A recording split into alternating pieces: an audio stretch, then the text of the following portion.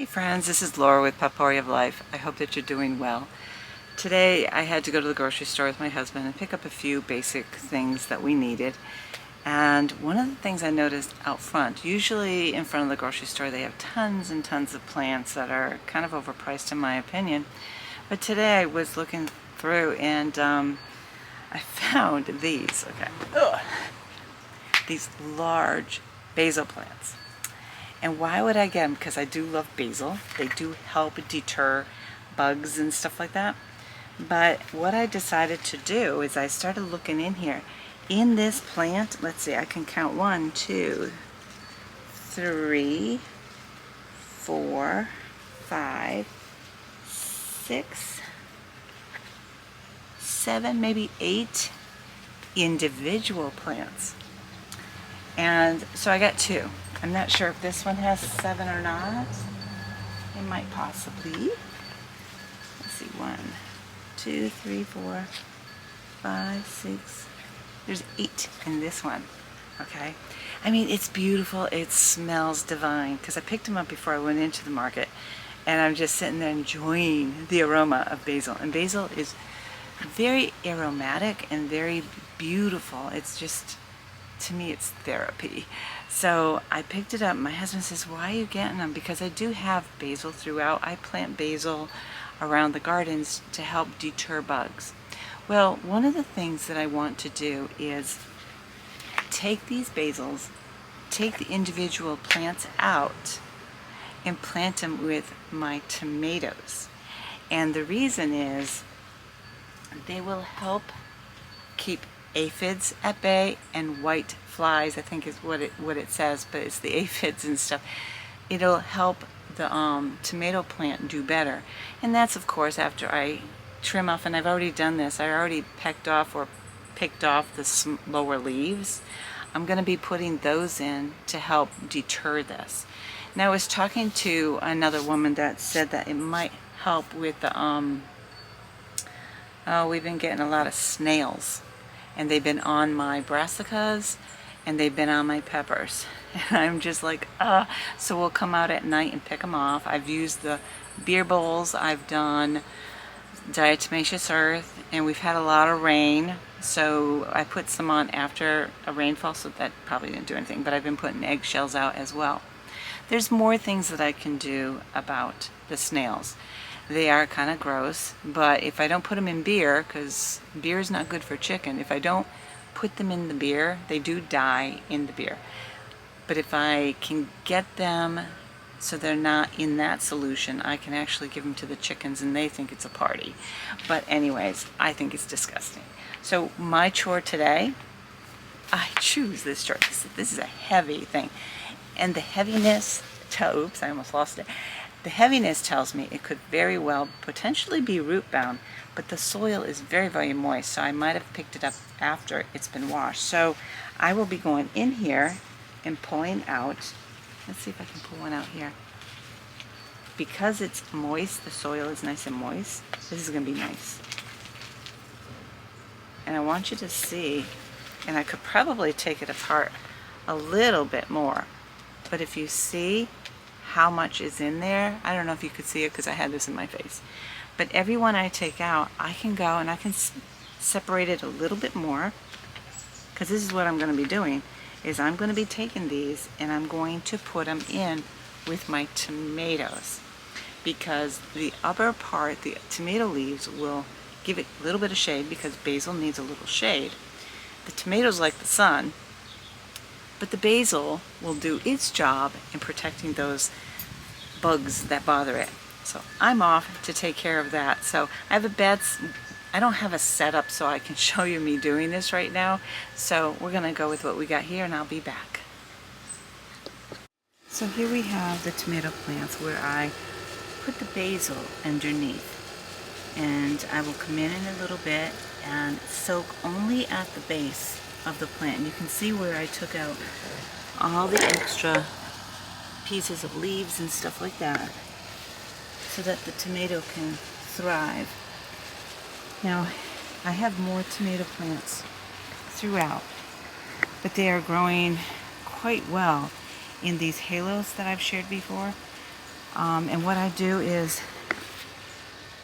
every time I see that they could use a little bit more dirt, I add a little bit more so they have, and it has nutrients in it when I add it. So that's what I'm doing there. So it feels pretty good to find a deal. Now, why would I pick up a big one? It seems like it would be really expensive.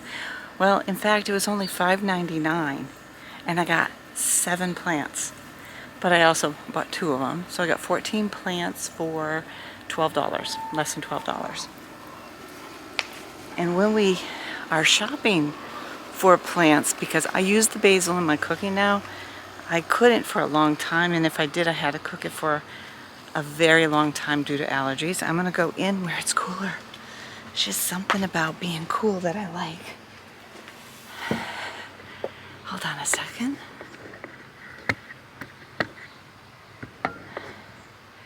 So that was the reason that I bought the plants. Did I need them? No, it just made it easier. I didn't have to pull them out of other areas. And that way the basil, that's helping other plants with the bugs, like aphids and stuff like that, and those little spiders and stuff like that, that the basil kind of deters because of its aroma, which I adore. I don't know what their problem is, but I'm glad that they don't like it.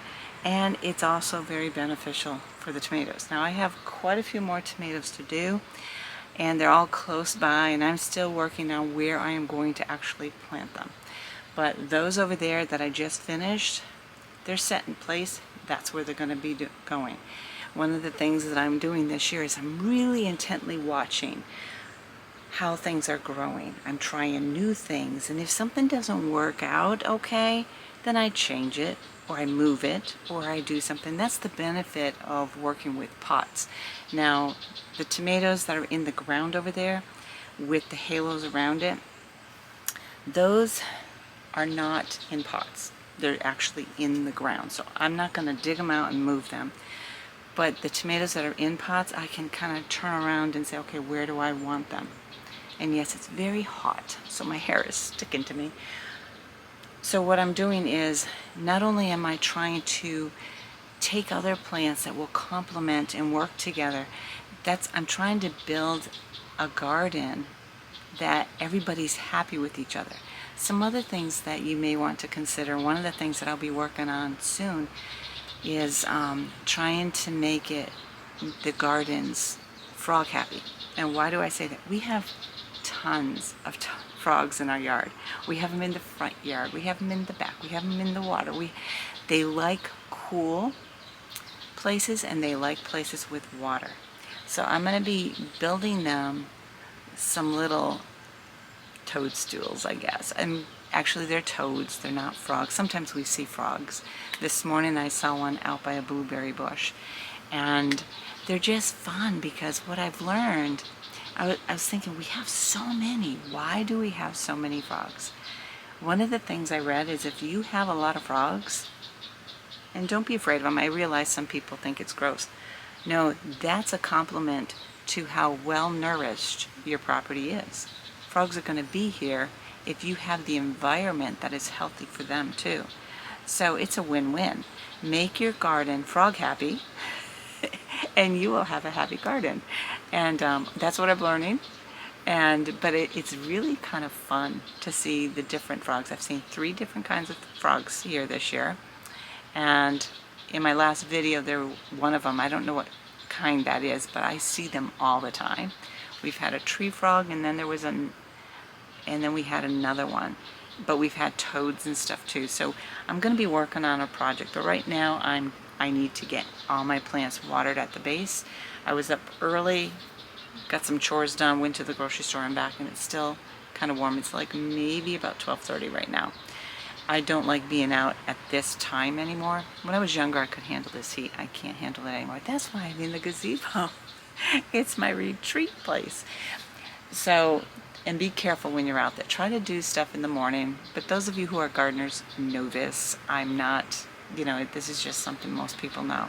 But I have noticed that even my plants that are in the shade, I will go and water them because they look like they had enough sun today. So I'm going to give them a little bit of refreshment, and then I'm going in for a little refreshment myself. Friends, I hope that you understand that these tips are things that I'm learning, things that I've done, and the reason I'm sharing is because we all need to know how other people are doing things. It's helpful to us. And so for me, if I can share it and it helps one person, then I did a good thing. But for me, I'm having a blast. I have some weeds in my yard I want to pull out, and then it's like, what kind of benefit do they provide? Because some of them have medicinal values, and so you don't want to pull everything out unless you take a look at it, research the flower or the weed, and then decide, is that a medicinal plant that will benefit you?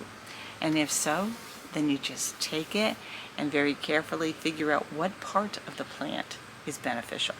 For me, the basil, because that's what we're talking about today, the basil I used to be allergic to. I couldn't consume it at all. And we're not sure if it's because of the Lyme disease and I've been getting better, having a cleaner diet, if that's making a difference. But I can take a leaf of basil and have no problem now. Whereas before I had to cook it in sauce and stuff like that. So it's just a matter of what you're doing. Maybe it's because they're fresh plants and they're not sitting and being in the store for long periods of time. I don't know. But where I had the allergy was actually in my garden. So I think it's a body thing that's changed.